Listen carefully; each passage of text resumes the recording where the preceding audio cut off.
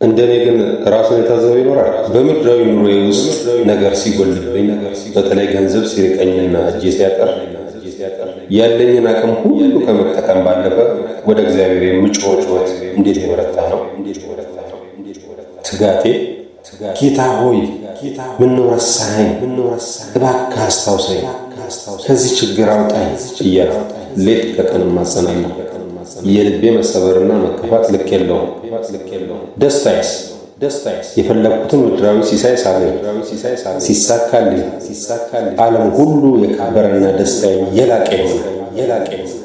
ለዚህ ለሚጠፋው ነገር እንዲህ ይጠፋል። ነገር ግን ትልቁ ስብራቴ የሚጀምረው እዚህ ጋር ነው።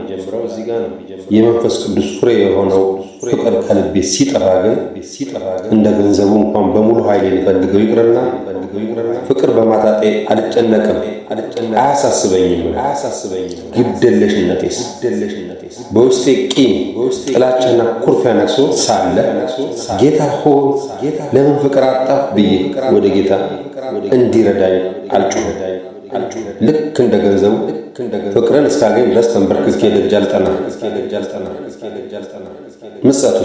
ምጸቱስ ሰው በምድር ላይ እየኖረ ሳለ ገንዘብ አያስፈልገኝም፣ በድህነት ልኑር የሚል ባይኖርም እኔ ግን በፍቅር ድህነት ውስጥ ሆኜ ምንም አይደል ብዬ እኖራለሁ።